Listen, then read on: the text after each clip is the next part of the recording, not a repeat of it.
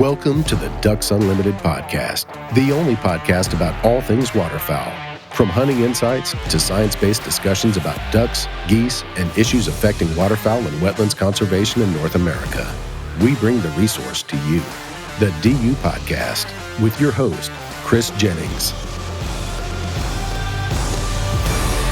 Joining me today is Eddie Nickens and his son, Jack Nickens. They are in studio. I'm excited to have them here. They're just passing through on a duck hunting trip, so we figured we'd get them in here. Guys, welcome to the Ducks Unlimited podcast. Yeah, good to be here, buddy. Yeah, we appreciate it. Cool. Before we get into some, real introductions, I just want to remind everyone, Eddie was on the podcast during the summer and talking about his new book that came out. So before we get anything else, Eddie, just give us a brief update on how the new book is. The new book is called The Last Wild Road. It's a collection of my work actually for Field and Stream over the last 18 years. I have been amazed to hear from people all over, literally Mexico to Canada, that have followed the written word for years and years and years. We, as a writers, we write this stuff and we get a paycheck and the editors say it's wonderful, and we hope there are people out there that read it. But wow, to hear from readers that I had no idea were following my work and really, really still cared about the written word that's been the most rewarding thing of the whole process. Yeah, did you get feedback like, oh, I remember when that ran in the magazine, and I remember reading it then, and then now it's just, did you get a lot of that? Just amazing, That's Chris. Cool. That's really cool. Yeah. People would contact me through my website, and then they could, email me directly off of that. So I kind of knew where they were coming from. The only people that contacted me through that Squarespace.com thing, I knew were coming to me through reading the book. So, men, women, young kids, I was blown away by that, honestly. Very cool. Yeah. That's awesome. I'm glad we were able to we got that out. We got that podcast out like the day after the book launched. The very day after. Hopefully that was beneficial for you. That absolutely. That's what we're here for. The EU podcast is here to serve. Well, Jack, this is pretty cool, to have a father. This is actually, I think, might be our first father-son combo on the show. But Jack, kind of let our audience know who you are, how old you are, where you're from, and, you work in the outdoor industry now, which is cool. So kind of explain that.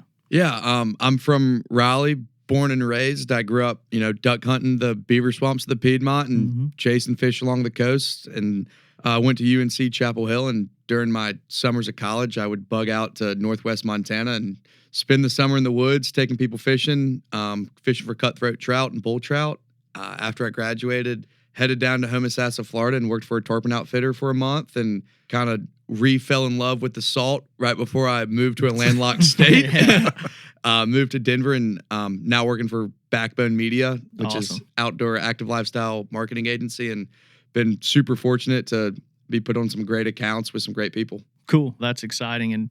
And I, one reason why I wanted to do this show is, it had to be, I didn't really think about it, but like 8 or 9 years ago, Eddie, you came to Arkansas to hunt, with myself, and there was a couple other guys involved, and you brought Jack, and Jack was like you had to be 12, 13 maybe, and you were just fired up, and so, and it's cool now that you guys are coming back and you're all grown up and out of college and working in the industry, and it's just kind of it's a really cool full circle story. And that's what I wanted to talk about here on the podcast is, we talk a lot about really, getting kids into hunting.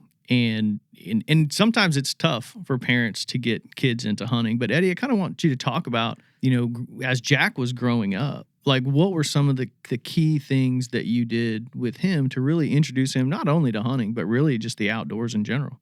Yeah, the outdoors were just sort of a foundation for the whole family. We loved to camp. We always took the kids on big camping trips in the summer. And I hunted a lot locally and still do. I live in Raleigh, where Jack was brought up. Member of a couple of big hunting clubs in eastern North Carolina. It's curious in that at that point in time, I was doing a lot of deer hunting. I sort of lost some access to duck places temporarily. And so his first 3 or 4 years was sitting beside me in a deer stand. Being quiet. Being quiet. And not moving. Yeah. Not moving. Don't move. Be quiet. Trying to not move. How many times did you hear that? Try to. Jack is an active fellow and somewhat loquacious, if I can throw out a $1.50 term. And he's heard me tell the story a million times, but I only found out later that he grew to not like the deer hunting very much at all, because it was an exercise. You know, when your kid's 7 years old, it's 3 hours. It's 3 hours to get up early and then sit down and shut up and don't move. But he didn't want to disappoint me, which I appreciated. But I do remember the first time I took him duck hunting, and we went into this swamp. It was just a full experience of, and he's told me before, it just seemed like we walked for, miles through the woods, it was maybe 40 yards, and waded across the swamp. And I remember the sun's coming up, and he's standing beside me in his little waders, and I look over, and he's moving his right hand almost imperceptibly towards his face, and he scratched the tip of his nose and moved his hand. And I looked down and I said, dude, when you're duck hunting, as long as they're just not in your, you can move your hands, you can eat a snack, you can sing a song if you want to. Biggest mistake he ever made. Yeah, I know. And honestly, I could just see the weight lift off his shoulders, that there was a hunting pursuit that allowed that social aspect. And the joke is now, Jack, just because you can talk in the duck blind doesn't mean you have to talk constantly. Yeah, that's good. So how was that, Jack? How was that for you? Like that whole transition? I mean, if you can kind of reflect back on that, I'd like to hear it from Eddie's side of things. And then like for you, like how did you go through that transition from deer hunting to duck hunting? Deer hunting was frustrating for me. It was always fun, and my dad was always great about getting me to stay for 30 more seconds or 30 more minutes, telling me things that I probably shouldn't tell me for another 5 years. But it really was. I mean, when I got to the point where I could duck hunt and you could really be there, and it was more social, and it was, you go duck hunt and you come back to camp and everyone's telling about all the ducks they shot or the ducks they missed, instead of just coming back to the barn at, 7:30, skinning the deer and going home. That's kind of really what I loved about it, was the social aspect and how many different places I could do it. I always say I'm the luckiest kid ever, because I got to grow up and travel to places that people dream about going to. So to go and hunt, timber in Arkansas or beaver swamps in North Carolina or fields in Nebraska, it's just so completely different, but still the same species and the same thought process going into it all, which is really what I fell in love with, was, figuring out the tactics in different locations. Yeah. And you guys have been on some just probably hellacious adventures. I know. And I follow you guys on Instagram and see some of the places where you guys are going, where you're at. And, what is one of the first trips, like big trips that you took Jack on, that you remember that you were maybe a little concerned, like, this might be too big of a trip for him? Or was he just like, hey, throw him in the back of the truck and he's good? Yeah, he was a little bit like that. I think the first trips, Jack, and you can help me remember, were actually when you were working on the old Heroes of Conservation platform. So he was in that maybe 10, 11 years old, and I was doing this video project for Field and Stream and Toyota, where we were on location for 3 days filming. And he went on quite a few of those as a quote-unquote production assistant. Got me out of class. Yeah, which meant he held a clipboard. His job was to get everybody to sign a talent agreement. There you go. But dude, he thought he was Mr. Hollywood. Yeah. Was he barking, yelling at you? He brought his own chair. I had a high chair and a megaphone. Yeah. So, we've been lucky. We have had some great, we've had some great trips. But what I'm most fortunate about is that I had somebody pushing me to go. Yeah. And I think that's important, particularly with duck hunting, and particularly, and Jack would say, after yet another empty day in the marsh, if I can love duck hunting in North Carolina, then it's a real love affair. Yeah. There's a lot of tough days, a lot of empty days. But my dad always said, every day that you don't shoot something is like putting some money in the bank, where one day you're going to cash out and it's going to be all glory. But my bank account has at times been very well padded. Yeah. Well, I know, just speaking on, great trips, you guys did the North Dakota, the early season North Dakota. And that was when, and you and I had this conversation, Eddie, really, we talked about, the fact that you and Jack have been kind of doing these trips and doing these things forever. But there came a time when Jack was in college, and it was like things had changed a little bit. And that was an opportunity for you guys. I think, Jack, you were on fall break, and you went out there and you did the magazine piece, hunting, the North Dakota prairies, kind of freelancing it. Let's talk about that a little bit in that trip, because we briefly touched on it in the last podcast, but you brought up a cool thing, like having Jack with you. You had the plots map and you're looking things up, but Jack is over here like finding people on Instagram and Facebook that are related to the farmer to then message them to get a number. Like, that's cool. So like it's just a cool transition, a cool tie-in between father and son and how you guys do stuff. But talk about that trip a little bit. Yeah, that was everybody's dream, to totally freelance the prairie potholes. And I'd done it a number of times before, but you're right. When he was in high school or middle school, you didn't have a block of, you can't do that in 3 days. Mm-hmm. So he always said as soon as he got to college, we'd take that fall break. Of course, then we were planning on it his freshman year. We got an opportunity to pronghorn hunt together, so we did that. But yeah, when we went out to North Dakota for a DU feature, every aspect of that kind of hunting is just the best. Yeah. It's just so appealing. But we grew up in the South, where this idea of just walking on somebody's land, that is not in our experience. Yeah. That's how you get shot. Yeah.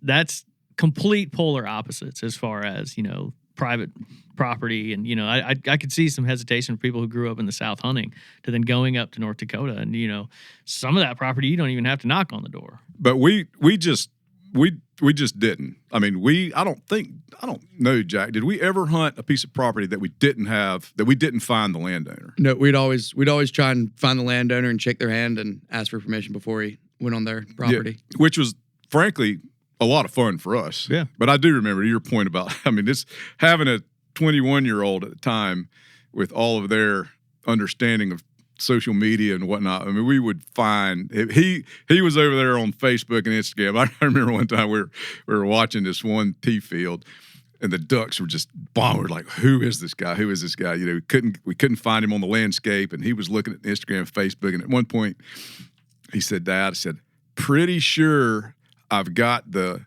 landowner's granddaughter's Facebook page. She's in middle school. Should I send her a note?" And I'm like, oh. Yeah, there was a line. We towed the line. I'll tow the line, but that was one I thought I probably shouldn't cross. I think minors is really with the cutoff for me. Yeah, it is. That's a valiant effort, but yeah, you might be crossing the line there. That's funny. But that whole experience of immersing yourself in a landscape, most of the time it was just the two of us, and Bill Buckley was on the trip, a fabulous photographer. And Chris Jennings was there. I hope I'm not checking his name. Chad Hashing. Yeah. Chad. He was super helpful. That's a treasure. I mean, it is a treasure. Yeah. It's changing out there, and totally get that. But yeah, that was a fabulous trip. It's tough. We make the joke, and we've both been super fortunate to work for magazines like DU and Field and Stream and Garden and Gun, and it is kind of sometimes, well, what's going to be our trip of a lifetime this year, Jack? Yeah. The trips of a lifetime are every 3 or 4 months, right? Well, that's how I try and make them.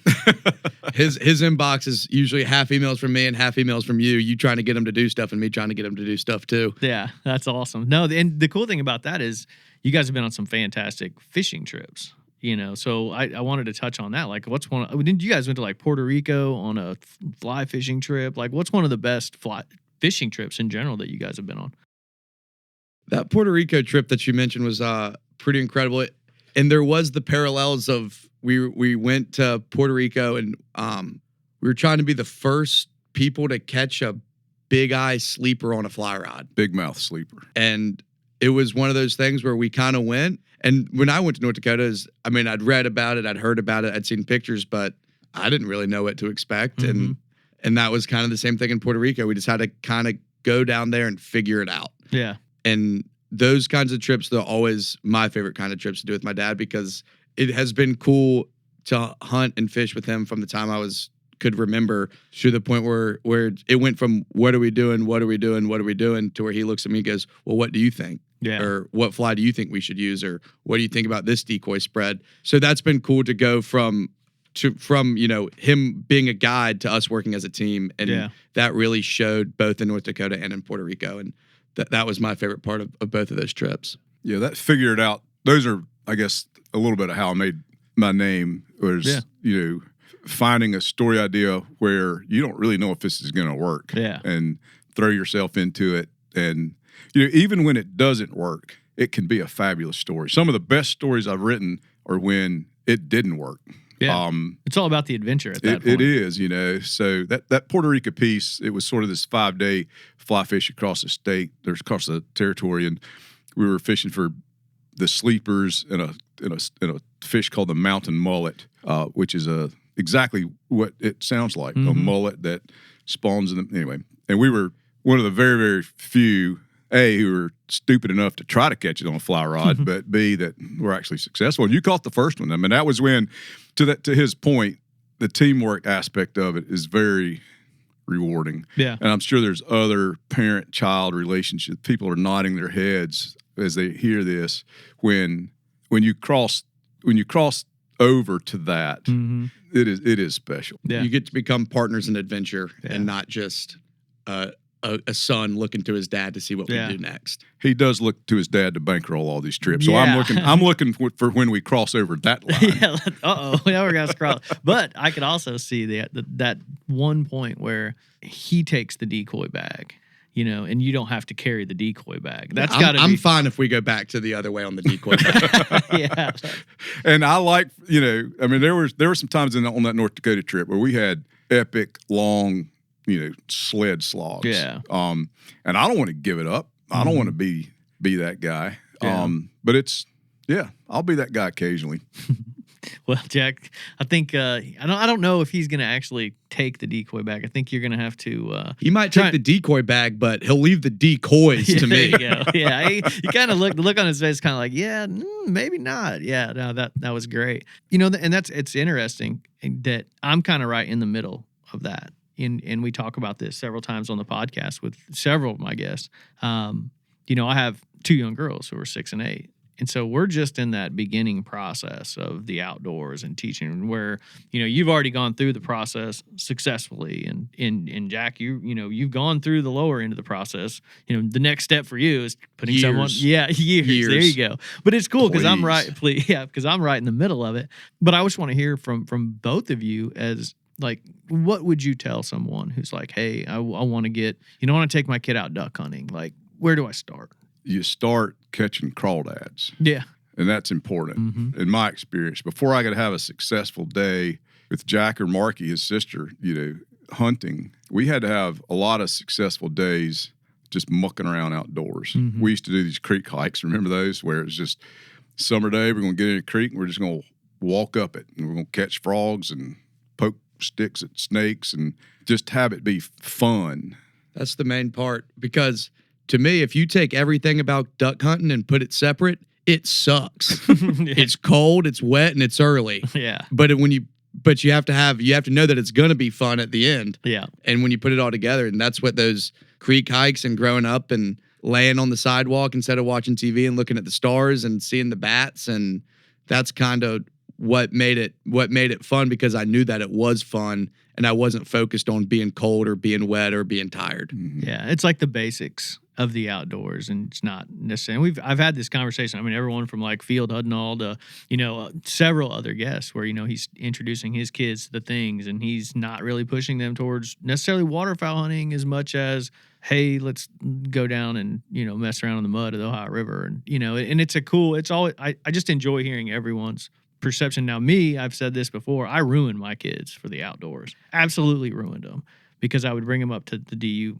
campus here, and we have a nice little pond where you can catch bluegill and bass, and it's pretty good. And so they come out here and they'll catch 25, 30 bluegill, and they love it. They love fishing. So my wife and I decided, well, you know what? Let's take them on our Louisiana trip. So I took them down to Louisiana. We load them up in a 24-foot center console, go out there and catch redfish all day long. And they absolutely love it. They fell in love with fishing. But now when I say, hey, let's go over to the DU pond, well, do they have any of those big redfish that we were catching? Well, I think I just ruined you for life. Like, we're gonna now they'll still come fishing and they love it. But that was a mistake that I made, which is probably good because they really enjoy it. But are there any mistakes that you think you made where you're just kind of like, oh man, like maybe I spoiled him on this hunt right here. Like, this could be bad. He's grinning because there wasn't a whole lot of spoiling on great hunts for a while. You know, that whole deer hunting thing, and he's turned into into somebody who loves a deer hunt. But I do think I almost broke you then, Jack, because I was adamant. I mean, it was just, you know, and I don't like hunting, this personal preference. I don't like hunting box blinds. I like to be in the open, you know, a two-man ladder stand with no camo. I like feeling it all. So there's no margin for error when you're hunting woods like that in terms of movement or whatnot. So, I mean, the mistake I made was just grinding it out of you probably early on. I think I came pretty close to ruining that. It took me a while to want to deer hunt again, but at the end of everything, there was a barbecue sandwich and a good conversation. And it sounds super cliche, but some of the best times that we've had together have spent when nothing's going on, when the ducks aren't flying or the deer aren't moving, or we're driving from Memphis to Carlisle. And those are some of my favorite parts of the hunt, because especially now, as I don't get the time to talk to my dad 24/7. Yeah. Every day in high school, I'd come home, go downstairs and sit in his chair across from his office at 2:30, and we'd talk for 30 minutes. And we don't get to do that as much anymore. So those times that we do get to do it, when we're driving from place to place or the fish aren't moving and you're standing on the bow of the boat and nothing's happening, those are the times that we can have those conversations that we used to get to have every day. I think that's the changing, you know, dynamic as you're growing as a hunter, you know, the things that you want to do. And we talk about that all the time. You know, these younger hunters, they always want to shoot. And then as you get older, you start appreciating just the time out there. Like you said, even if you're, you know, slogging through a beaver slough in North Carolina and you're not shooting anything, the time that you have there is still just absolutely awesome. Oh, man. I call it planet duck blind or planet tree stand. When it's you and your child in this confined area and everything else just falls away. Yeah. And the conversations you have, whether they're spoken or silent, they're just irreplaceable. Yeah. They really are. And I really do think, I mean, thinking back on it, most major life decisions I've made have been in a duck blind or in a swamp. I think I decided where I wanted to go to college in a swamp. I think we were leaving a duck hunt when I decided I wanted to go work for Backbone. And both of those decisions have already just vastly shaped my life and the trajectory as a, you know, super old, wise 22-year-old. But as, you know, my next couple of years have been shaped by the decisions I made in a duck blind, you know, whether they pertain to duck hunting or not. Yeah. And Jack, just for you, kind of being around the outdoor industry as your dad has, you know, navigated this so successfully, you know, being around it, you know, what made you look at it and be like, you know what, I want to be a part of that? Free stuff. Free stuff. Yeah. He's now shipping the boxes, and that's nowhere near as much fun as getting the boxes. No, whenever someone asks me this question, I always say I was gently shoved by my dad into this industry, which is the furthest thing from the truth that there is. But I realized that I wanted to do something that I wanted to do. And, you know, I've talked to my friends and they're like, man, I cannot believe I got to go to work tomorrow on a Sunday afternoon. And I mean, till now on Sunday, I look forward to go to work. I get to work with some of the most important brands in the outdoor industry. And I have a small part in shaping what they can say to the greater public. And that's just a super fun and it gets me fired up to go in and send an email or talk to somebody on the phone. And that's another thing I love about it is all I do is build relationships and try and make other people happy. Yeah. And that's a super rewarding part. It's horrible for my ego because every morning I wake up and I get an email. It's like, hey man, thanks so much for that X. That's just the thing. You're the man. So it's not the greatest part for that, but being able to play a small part in shaping the branding for some of the biggest companies in the industry is very humbling. Yeah, and it's funny because it's really, you know, you're working on the PR side of things now, you know, and your dad was on the exact opposite of the PR side. So it's like now you can send him good products. Yeah, it's been cool. Hey, Dad, wrap this up for me. Put it under the tree. I've had a ton of super cool full circle moments of people that I've read growing up my whole life, and being able to talk to them and sing. Having people talk to me as someone that's other than my father's son, which took me a really long time to kind of get over, has been really cool. And the best piece of advice I ever got was from John DePalman. He told me, the best thing that will ever happen in your life is your last name, And the worst thing that will ever happen in your life is your last name, because it's been cool and it's opened a lot of doors for me. But there's also the expectation of my father's last name, which is on up there in the industry. So it's been cool to talk to those people and get guidance from some of the most popular and important people in the industry. And I hope he's where I am after 33 years in this business. I mean, honestly, and I didn't grow up hunting and fishing. We've had this conversation. I mean, there's most days or many, I wake up still just going, how did this happen? Yeah. How did this come to be? Yeah. And so I hope he never loses that wild-eyed wonder at not only what the outdoors can give you, but what people who love the outdoors have to share amongst themselves. Because there's nothing like it. That's awesome. And before we get you guys out of here, let's talk about why you're here in Memphis now. I mean, I kind of touched on it that you guys began doing this trip, several years ago to Arkansas together. And it's always been on this weekend, hasn't it? Always been like the Martin Luther King, because you had the days off and always had that day off from school, so I had to take advantage of it. Yeah, and so you guys are going over to literally, the heart of duck country. Tell us a little bit about that. Yeah, I've been on the road for a week now. Oh, yeah. So I started off in Louisiana fly fishing for bull reds, and then I've been in Mississippi. No one feels bad for you. I know. Well, I've been in Mississippi. I know you feel bad for me, but let me tell you, this is the first trip of my new life. It's one thing, so I've got a daughter who's 25 and now Jack's 22. It's one thing for your kids to be out of the house. It's a whole nother world when they're out of the wallet. And but we're clinging on.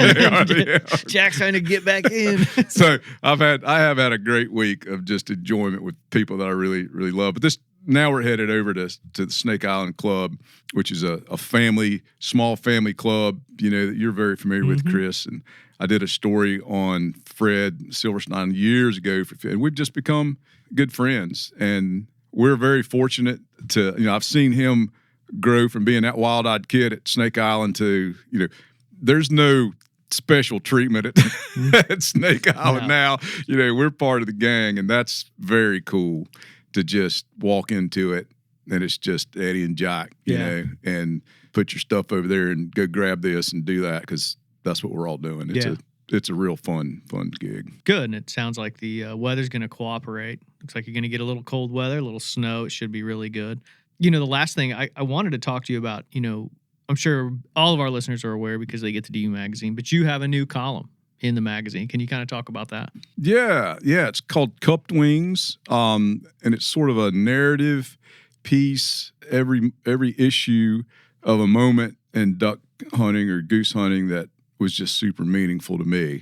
The first one is about a decoy from a buddy of mine who passed away last day of duck season. That I always use that decoy whenever we're in a situation where it works. So, duck hunting is about the where to, and you gotta know the where to and the how to. But I hope this column sort of helps us reflect on the why and the enduring things we get out of it. So a little bit of a different spin, maybe. But I love that kind of writing. Yeah. So looking forward to getting into that. Yeah, and our listeners can also find one of my favorite things is your online column, the Crosswinds column, which is a short little essay type thing that really you've been able to really put some fantastic spins on the waterfowler's approach. Everything, from your wife's perception to your dogs to, just a gear focused mentality. And these are short little blurbs that people can find on ducks.org that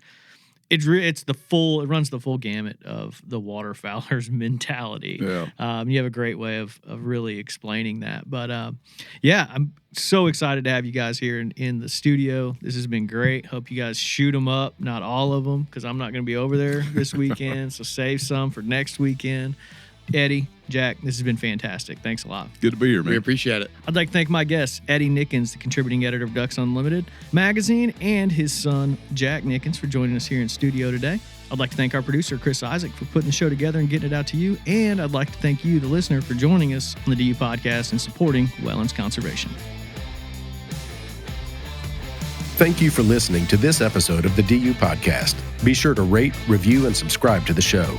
And visit www.ducks.org/DU podcast for resources based on today's topics, as well as access to more episodes. Opinions expressed by guests do not necessarily reflect those of Ducks Unlimited. Until next time, stay tuned to the Ducks.